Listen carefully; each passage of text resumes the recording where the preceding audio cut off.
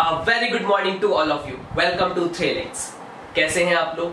आज हम यहाँ पर हमारा बचा हुआ पार्ट अकाउंटिंग प्रिंसिपल्स, लेखांकन की अवधारणाओं का स्टार्ट करने जा रही हैं और लेक्चर नंबर 3 है, ठीक है, जिसमें हम 7th नंबर का हमारा कंसेप्ट क्या है, कॉस्ट कंसेप्ट, जिसको हम हिंदी में लागत अवधारणा कहते हैं, वो हम देखेंगे। एक बार नोट कीजिएगा क्या होता है। As per this concept,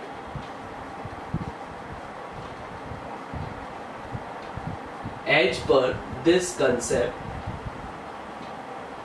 an asset should be recorded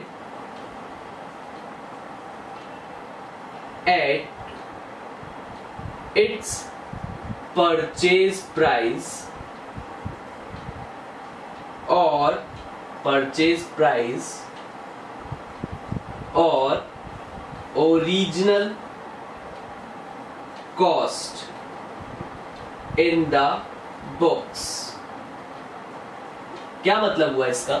इसका मतलब हुआ कि हम इस अवधारणा के अंतर्गत या कॉस्ट कंसेप्ट के अकॉर्डिंग जो असेट यानी संपत्ति हम जो खरीदते हैं, चाहे वो बिल्डिंग हो, चाहे वो मशीन हो, चाहे वो फर्नीचर हो, ठीक है, कुछ भी, उसको बुक्स में उसकी परचेज प्राइस, जिस प्राइस पे हम खरीदते हैं उसी प्राइस पे, ओरिजिनल कॉस्ट पे ही हम रिकॉर्ड करेंगे।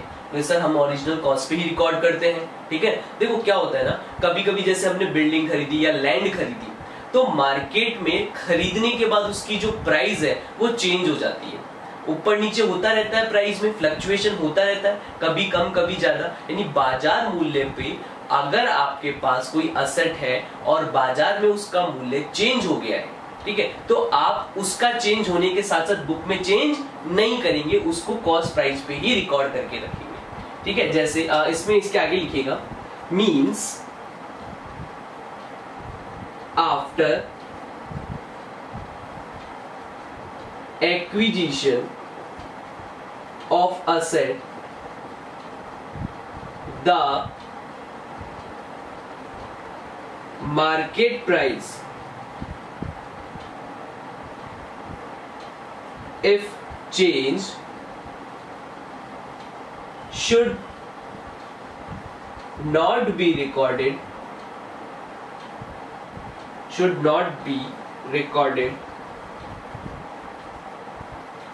in the books। क्या मतलब है कि अगर खरीदने के बाद उस असेट का मार्केट में प्राइस चेंज हो जाता है तो उसको हम चेंज को रिकॉर्ड नहीं करेंगे, जिस प्राइस पे हमने खरीदा था उसी प्राइस पे उस असेट्स को हम बुक्स में रिकॉर्ड करेंगे। ये एक सीधा सा कंसेप्ट था जो कि हमारा यह कहता है, ठीक है। हम वैसे भी उसको परचेज प्राइस पे रिकॉर्ड करते हैं। जैसे सपोज हमने आज लैंड खरीदी 5 लाख रुपए और 1 साल बाद उस लैंड की कीमत हो गई 8 लाख रुपए, तो हम उसको चेंज करके 8 लाख नहीं कर देंगे, ठीक है, 5 लाख पे ही रिकॉर्ड करेंगे। इसका कहने का मतलब इतना सा है। आई होप आप समझ पाए होंगे, ठीक है। चलिए नेक्स्ट आगे की तरफ बढ़ते हैं और अगला कंसेप्ट देखते हैं।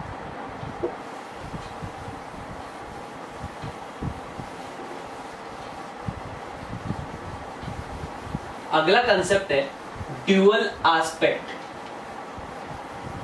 द्विपक्षीय अवधारणा।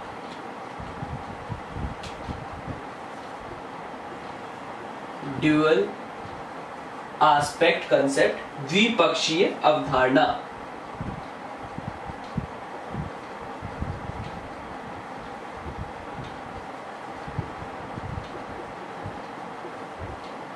द्विपक्षीय अवधारणा, इसका क्या मतलब होता है एक बार नोट करेंगे फिर देखते हैं। As per this concept,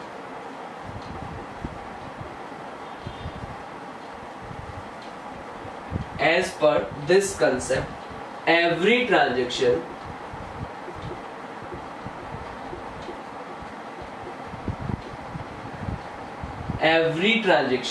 affects at least 2 accounts.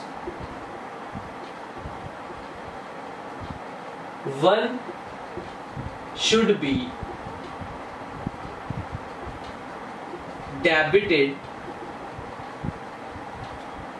one should be debited and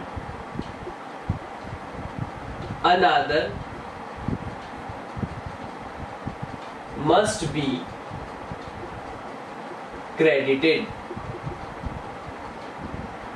One should be debited and another must be credited. This system of recording is called double entry system. देखो क्या होता है ना, यह द्विपक्षीय अवधारणा क्या कहता है, जब भी हम किसी ट्रांजैक्शन की रिकॉर्डिंग करेंगे तो कम से कम उसमें दो खाते, दो अकाउंट्स तो आएंगे ही आएंगे, वो किन्हीं दो खातों को इफेक्ट करेगा, प्रभावित करेगा, जिसमें से एक तो डेबिट होगा और दूसरा क्रेडिट ही होगा। यानी डेबिट और क्रेडिट क्या होता है, जब मैं आपको रिकॉर्डिंग करना सिखाऊंगा तब मैं आपको बताऊंगा। एक चीज ये ध्यान रखना कि हमेशा कोई भी ट्रांजैक्शन हो उसमें दो खाते, दो अकाउंट आएंगे। खाता मैं आपको बता चुका हूं, जो हम ट्रांजैक्शन करते हैं, इवेंट करते हैं, उसमें से कुछ पर्टिकुलर जो इवेंट होता है उसका वो हम निकाल लेते हैं। जैसे परचेज किया तो परचेज अकाउंट, कैश में पे किया तो कैश अकाउंट। जो उस ट्रांजैक्शन का मेन पार्ट है उसमें से हम खाते निकालते हैं, अकाउंट्स उनको बोलते हैं, खाते निकाल देते हैं। वो मैंने आपको डेफिनेशन वाले पार्ट में बता दिया था, ठीक है। और इसके बाद डेबिट और क्रेडिट क्या होता है आप धीरे धीरे सीखेंगे। और इस सिस्टम को, इस रिकॉर्डिंग सिस्टम को क्या कहते हैं, डबल एंट्री सिस्टम कहते हैं। तो बस एक छोटा सा कंसेप्ट था कि हर ट्रांजैक्शन दो अकाउंट्स को इफेक्ट करेगा ही करेगा, जिसमें से एक डेबिट होगा तो दूसरा क्रेडिट होगा। चलिए आगे देखते हैं और नेक्स्ट लिखेंगे।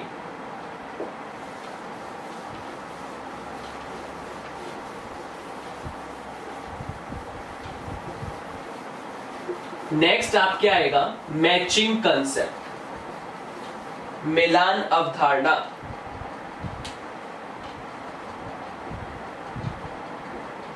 मैचिंग कंसेप्ट, मिलान अवधारणा।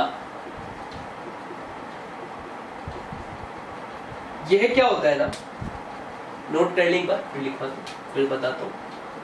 As per this concept,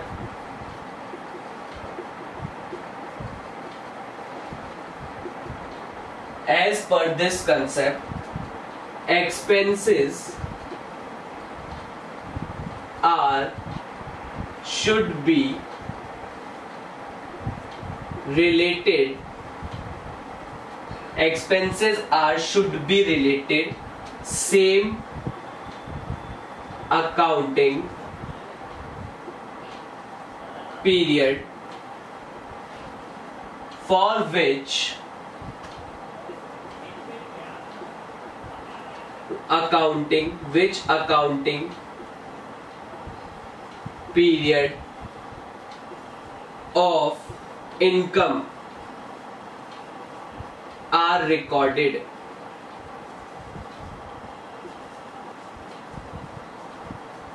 क्या मतलब हुआ, ये इंपॉर्टेंट कंसेप्ट है, ठीक है ना। क्या है कि इस कंसेप्ट के अनुसार, इस अवधारणा के अनुसार एक्सपेंसेस उसी अकाउंटिंग पीरियड से रिलेटेड होने चाहिए जिस अकाउंटिंग पीरियड के आपने इनकम रिकॉर्ड की है, यानी कि आय रिकॉर्ड की है।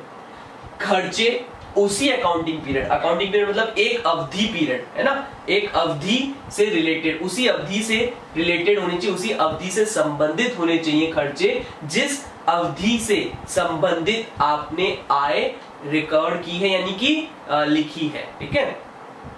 एक चीज, ये चीज। अब आपके पास मैचिंग कंसेप्ट क्या कहते हैं। सपोज ये मैचिंग कंसेप्ट ऐसा है कि अगर आपने प्रॉफिट एंड लॉस निकालना है और आपने जो इनकम है वो तो 1 साल की लिख दी, ठीक है, लेकिन एक्सपेंसेस 2 साल के लिख दिए, यानी मैच नहीं हो रहा ना। आप इनकम भी उसी अवधि के लिखेंगे, उसी पीरियड के लिखेंगे जिस अवधि और पीरियड के आपने खर्चे लिखे, ठीक है। ये मैचिंग कंसेप्ट है। आई होप आपको ये सारे कंसेप्ट समझ में आए होंगे और बहुत शॉर्ट में मैंने आपको लिखवा दिए, वो सब आपकी बुक में।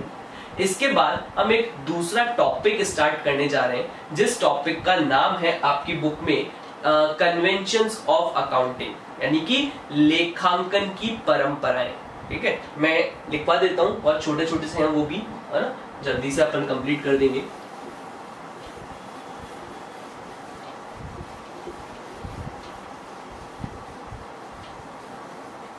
अकाउंटिंग कन्वेंशन, आप हेडिंग बदल देंगे अब।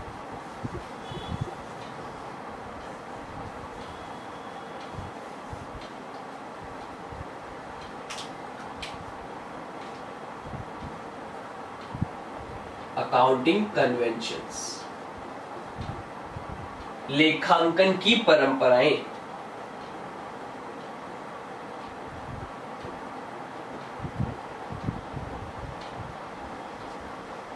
लेखांकन की परंपराएं, इसके अंदर फर्स्ट आप लिखेंगे convention of full disclosure.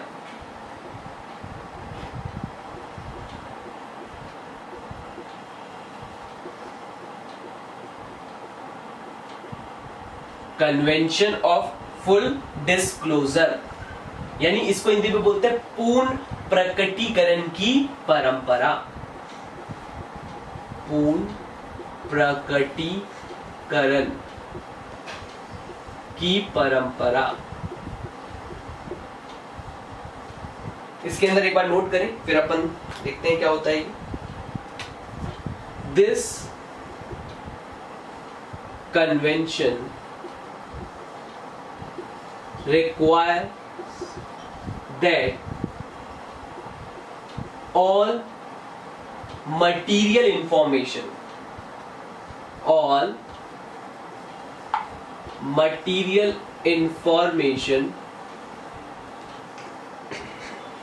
of the business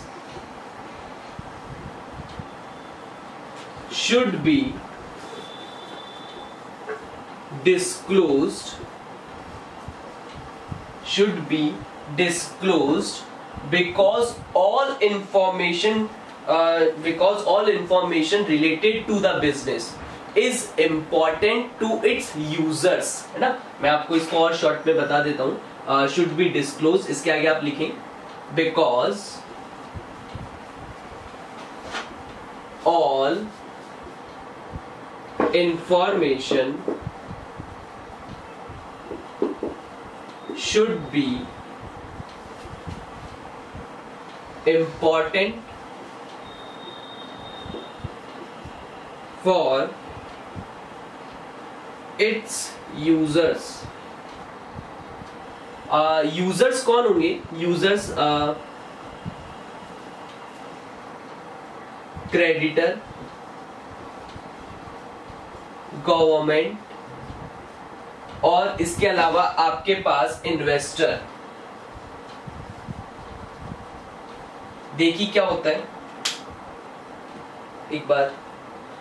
this convention requires that, यह परंपरा क्या कहती है कि मटेरियल मतलब काम की इंफॉर्मेशन, जो भी काम की इंफॉर्मेशन है बिजनेस की यानी व्यापार की, वो आपको बता देनी चाहिए, डिस्क्लोज कर देनी चाहिए, ठीक है ना, अपने बिजनेस के बही खातों में, अकाउंट्स में, क्योंकि सभी इंफॉर्मेशन इंपॉर्टेंट होती है इसके काम वालों के लिए, यूजर्स के लिए। और यूजर्स कौन होते हैं आपके अकाउंट्स के?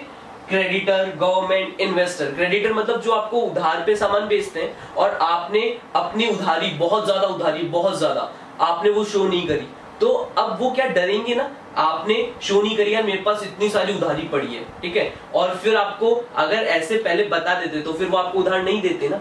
तो आपको पहले ही बता देना भैया इतना सारा मेरे पास उधार है पहले से, तो क्या अब भी आप मुझे उधार देना चाहोगे, ये बताना पड़ेगा। अगर आपने नहीं बताया, ठीक है, और बाद में छुपाया और उसको पता लगा, तो आप बिजनेस वो अगली बार से आपको नहीं देगा, ठीक है ना। आपने पहले भैया इतना उधारी है मेरे पास चल रहा है, क्या आप मुझे और थोड़ा सा उधार देंगे, मैं आपको बाद में चुका दूंगा, ठीक है। ये व्यापार करने का तरीका है। तो गवर्नमेंट को भी टैक्सेस देने पड़ते हैं, तो आपको पूरी इंफॉर्मेशन दिखानी पड़ेगी, भैया इतना उधार, इतना सेल, इतना खर्चा आपने किया और इतना आपने कमाया है, तो वो चीज गवर्नमेंट को भी। इन्वेस्टर कौन होते हैं? जो आप में इन्वेस्ट करना चाहते हैं, ठीक है ना, आपके बिजनेस में पैसा लगाना चाहते हैं, उनको भी पूरी इंफॉर्मेशन आपको देनी पड़ेगी। बैंक से लोन लेने गए तो उनको भी पूरी इंफॉर्मेशन आपको देनी पड़ेगी। अकाउंट्स में जो आपके पास इंफॉर्मेशन है, मटीरियल है, ठीक है, वो बिजनेस से रिलेटेड जो आपको है वो आपको दिखानी पड़ेगी। ये होता है पूर्ण प्रकटीकरण की परंपरा। दूसरा देखेंगे दूसरा नोट करेंगे, आई होप इसको आपने नोट कर लिया होगा। नेक्स्ट आपके पास आएगा कन्वेंशन ऑफ मटीरियलिटी। ये इसका बिल्कुल उल्टा है, अब देखना।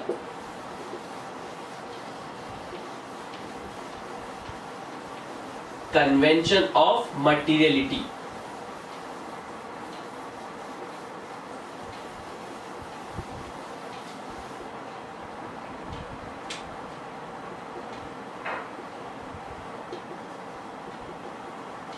कन्वेंशन ऑफ मटीरियलिटी को बोलते हैं महत्वपूर्णता की परंपरा। महत्वपूर्णता की परंपरा, महत्वपूर्णता की परंपरा, ये बिल्कुल इसका उल्टा है। जो अपने फुल डिस्क्लोजर पढ़ा था उसका बिल्कुल उल्टा है।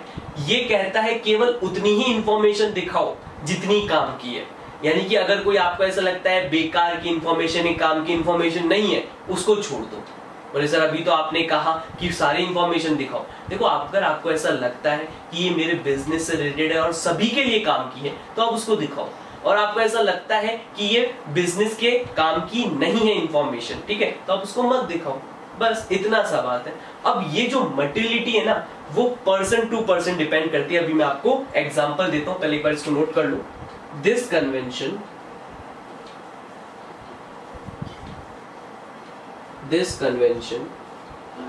is an exception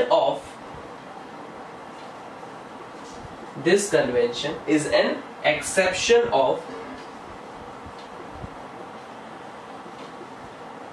full disclosure convention। उसका अपवाद है, एक्सेप्शन मतलब अपवाद।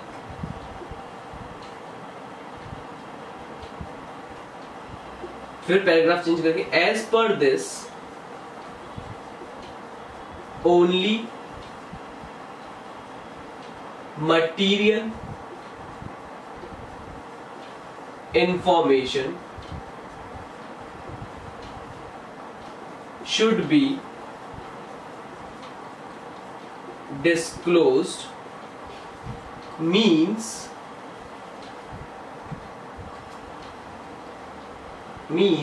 irrelevant or insignificant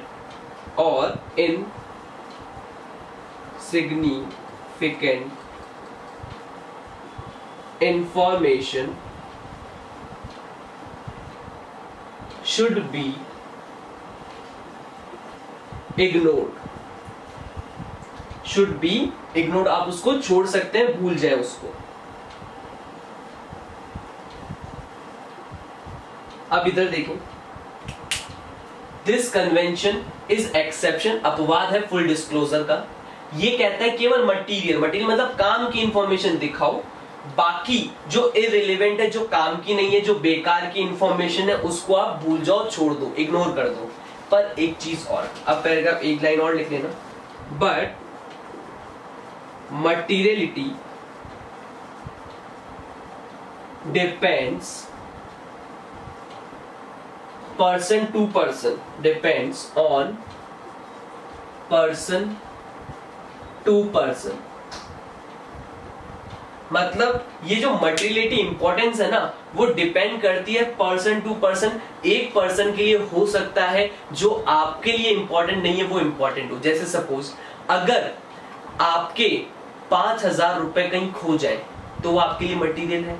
हाँ बिल्कुल है। आप दिन भर उसके बारे में सोचते रहेंगे, कहां गए कहां गए कहां गए, ठीक है। और अगर मुकेश अंबानी रिलायंस की कंपनी के जो मालिक है, उसके अगर 5,000 रुपए गुम जाए तो वो इतना दिमाग नहीं लगाएगा। इसका मतलब है कि उसके लिए 5,000 इतना इंपॉर्टेंट नहीं है जितना आपके लिए इंपॉर्टेंट है। सपोज ऐसे ही अगर मेरी बात की जाए तो अगर मेरे 500 रुपए गुम जाएंगे तो मैं इतना दिमाग नहीं लगाऊंगा। हाँ वही अगर मेरे 50,000 रुपए गुम जाएंगे तो मैं सोचूंगा हाँ भैया कहाँ गए, ठीक है। वही चीज है कि मेरे लिए जो मटेरियल है हो सकता है वो आपके लिए मटेरियल ना हो, जो आपके लिए मटेरियल है हो सकता है मेरे लिए मटेरियल ना हो, ठीक है, इंपॉर्टेंट ना हो। तो वही चीज है, पर्सन टू पर्सन डिपेंड करता है। आप देख लो, आपको लगता है ये इंपॉर्टेंट है तो बता दो, नहीं है मत बताओ, ठीक है। लेकिन ये चीज ध्यान रखना, कुछ इंपॉर्टेंट है और आपने नहीं बताया तो फिर आप धोखा करते हैं, ठीक है। चलिए आप लोग ये समझ गए होंगे, है ना।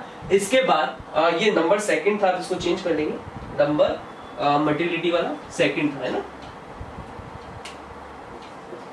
अब नेक्स्ट जो अपन लिखेंगे वो नंबर थर्ड आएगा, लास्ट है इसका, ठीक है। चलो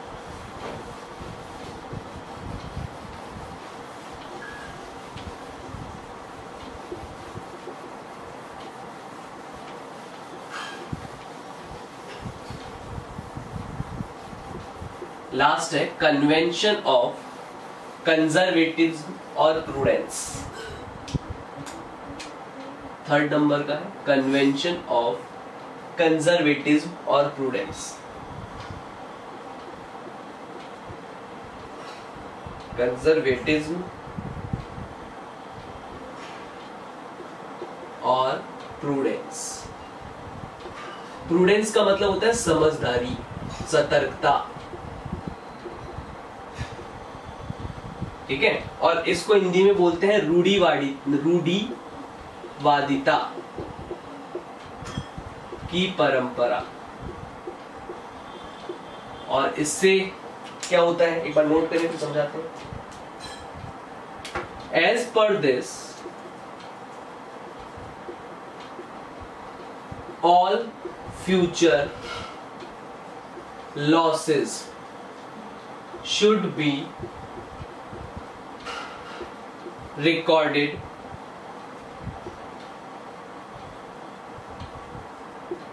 in the books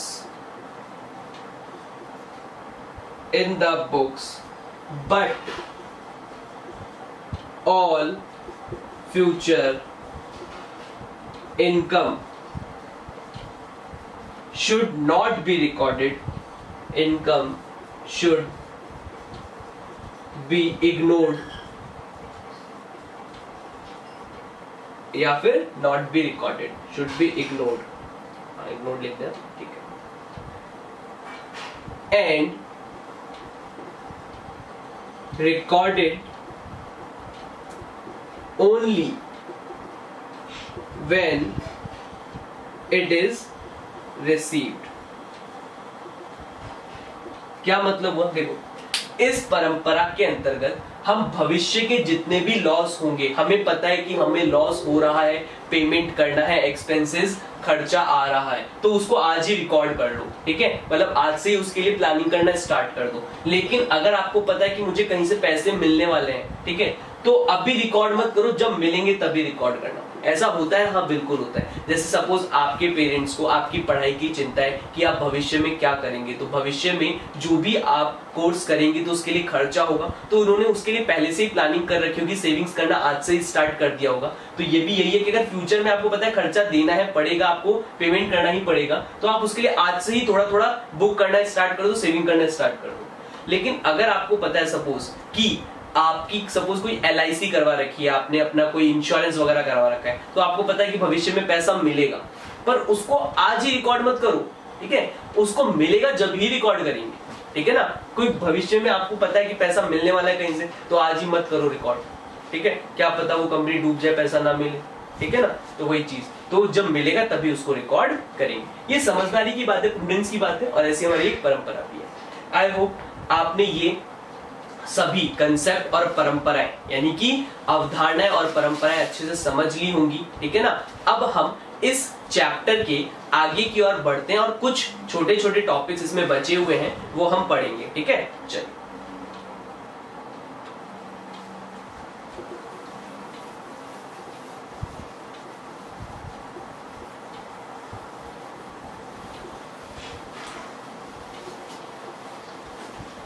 अब आपके इस चैप्टर में बहुत ही छोटे छोटे टॉपिक, 2 या 3 टॉपिक बाकी हैं, वो मैं आपको करवा के और इस चैप्टर को अपन समाप्त करेंगे आज ही। एक चीज मैं आपको दिखा दूं कि अपन आपकी कौन सी जो बोर्ड वाली बुक है उससे अपन पढ़ेंगे, और उसमें मैं आपको बता देता हूं कि कौन से टॉपिक अब बाकी रह गए हैं। ये आपकी बोर्ड की बुक है लेखा शास्त्र, है ना। इसी में आपके हिंदी और इंग्लिश दोनों में क्वेश्चन होते हैं, जिसको अपन सॉल्व करेंगे यहाँ पर, है ना। और ये आपने अच्छे से इसी बुक से अपन पढ़ते हैं यहाँ पे, है ना। और मैंने इसी बुक से आपको नोट करवाए हैं, ठीक है, और बहुत सिंपल लैंग्वेज में करवाए हैं इस बुक से अपन। अब इसमें जो टॉपिक बाकी हैं फर्स्ट चैप्टर में, वो मैं आपको बता देता हूँ। आप आ जाइएगा 1 मिनट। पेज नंबर मैं आपको बता देता हूं, यहां बता दूंगा। अब इस चैप्टर में जो टॉपिक बाकी हैं, आप आएंगे पेज नंबर 2 और 3, ठीक है, वो आप नोट करेंगे। ये टॉपिक समाप्त हो गया है, कन्वेंशन। अब आप एक नई हेडिंग डाल लेंगे, ठीक है ना, वो बहुत छोटे छोटे टॉपिक हैं। आप एक हेडिंग डालेंगे book keeping.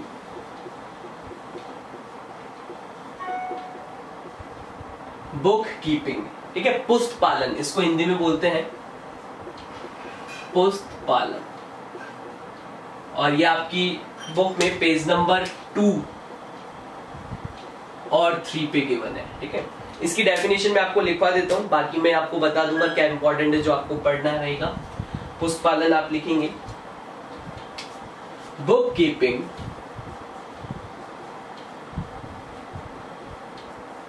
Is an art, यह भी एक कला है, ठीक है, of recording,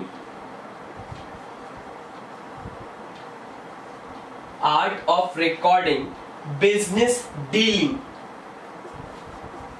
art of recording business dealing in the set of books,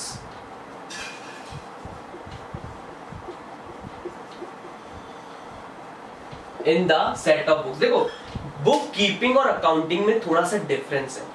मैंने आपको कहा था जब अकाउंटेंसी की डेफिनेशन मैंने आपको पढ़ाई थी, ठीक है, वो अकाउंटेंसी में हम रिकॉर्डिंग करते हैं, समराइजिंग करते हैं, क्लासिफिकेशन करते हैं, एनालाइजिंग करते हैं। लेकिन बुक कीपिंग में हम रिकॉर्डिंग, केवल रिकॉर्डिंग करते हैं और वो एक सेट ऑफ बुक्स में करते हैं, इसे बुक कीपिंग कहते हैं। यानी बुक्स को अच्छे से मेंटेन करने का तरीका बुक कीपिंग होता है।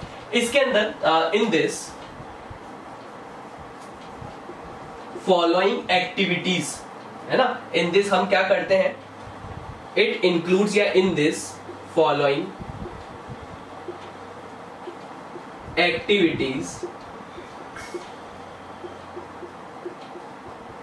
should be considered, should be considered, सही लिख लेंगे इसको।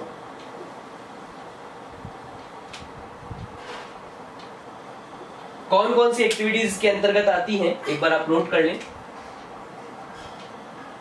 रिकॉर्डिंग, सबसे पहले आइडेंटिफाई, आइडेंटिफाइड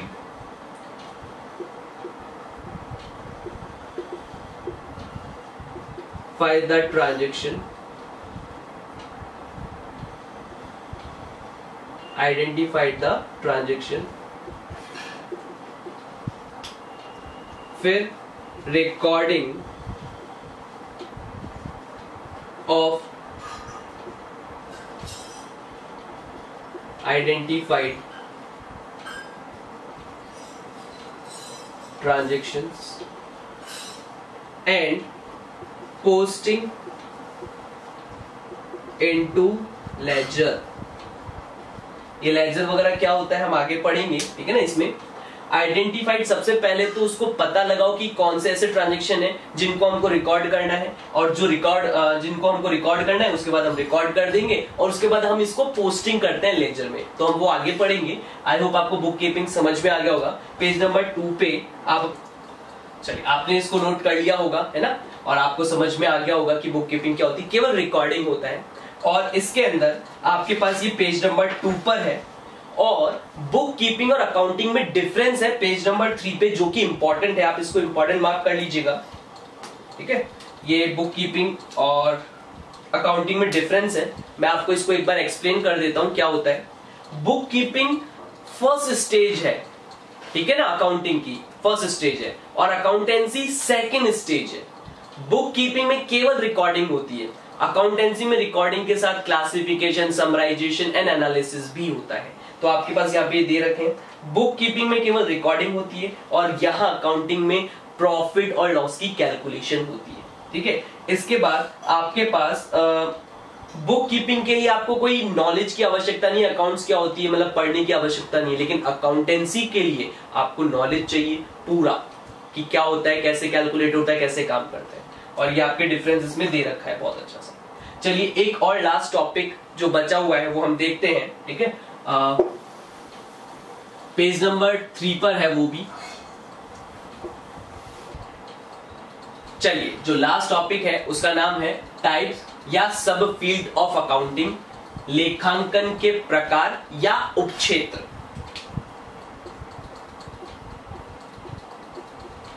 और ये भी आपके पेज नंबर 3 पे गिवन है, नीचे लास्ट में आप देखिएगा। और इसका मैं आपको एक बाइफिकेशन चार्ट के थ्रू आपको समझा देता हूं, ठीक है।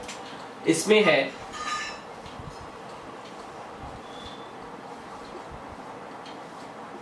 बस 3 और 4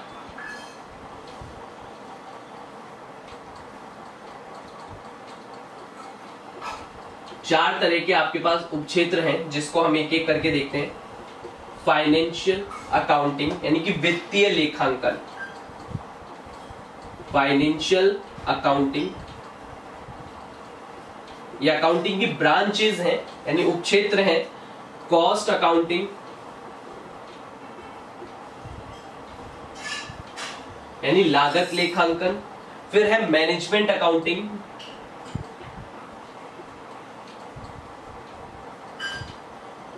मैनेजमेंट अकाउंटिंग, और last social accounting.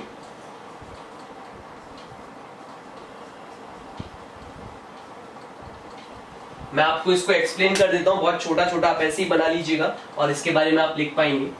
Financial accounting में है ना, हम रिकॉर्डिंग करते हैं और यहां पर प्रॉफिट लॉस की कैलकुलेशन करते हैं, ठीक है। इस ब्रांच में, इस उपक्षेत्र में हम रिकॉर्डिंग प्लस यानी इसके साथ साथ और क्या करते हैं, profit, calculation of profit and loss.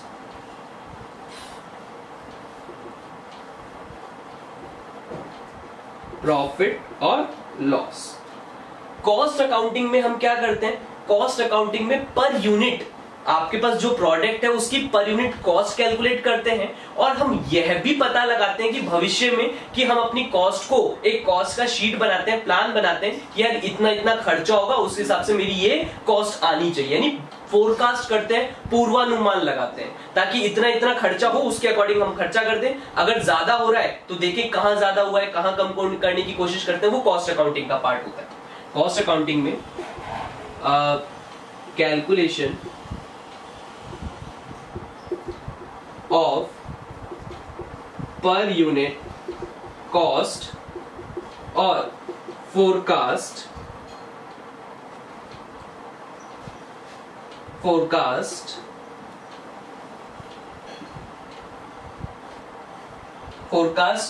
या कॉस्ट शीट यानी cost of the product.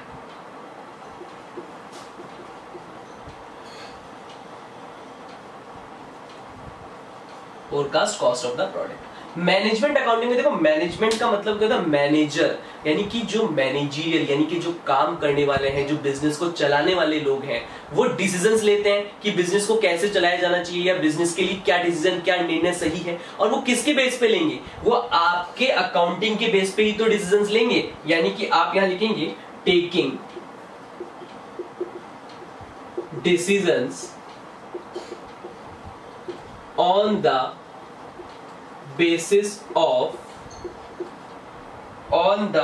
basis of accounting information।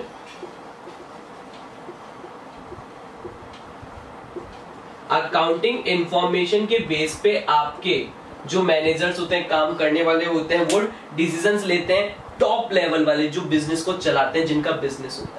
और सोशल अकाउंटिंग में यानी कि आपकी क्या रेस्पॉन्सिबिलिटी है टूवर्ड्स द सोसाइटी, समाज के प्रति आपकी क्या दायित्व है, वो आप इसके अंदर देखते हैं, इसके अंदर वो पढ़ते हैं। यानी कि रेस्पॉन्सिबिलिटी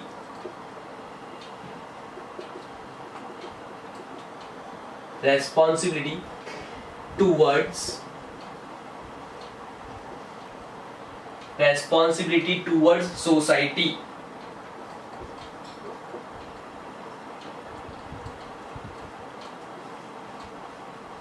रेस्पॉन्सिबिलिटी टूवर्ड्स सोसाइटी, समाज के प्रति आपकी क्या दायित्व है, क्या रेस्पॉन्सिबिलिटी।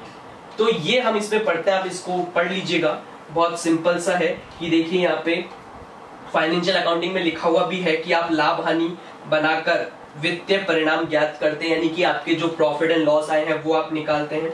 कॉस्ट अकाउंटिंग में देखो इस प्रणाली में लागत का पूर्वानुमान लगाकर फोरकास्ट करके कॉस्ट निकाला जाता है। मैनेजमेंट में लेखांकन के लिए निर्णय लेना होता है, ठीक है, और निर्णय किसके बेस पे लेते हैं, अकाउंटिंग इंफॉर्मेशन के बेस पे। और सोसाइटी वाले में कि आप समाज के प्रति क्या जिम्मेदारी है, आपको क्या क्या काम करना चाहिए वो सब। आई होप आपने ये सब पढ़ लिया। इस तरीके से आपका ये पहला चैप्टर थ्योरेटिकल था जो मैंने आज समाप्त कर दिया है। नेक्स्ट लेक्चर से हम अकाउंटिंग इक्वेशन यानी कि कुछ प्रैक्टिकल पार्ट स्टार्ट करेंगे और उसको आगे सीखेंगे। आई होप ये समझ में आया होगा आपको। Have a nice day, good day, bye bye.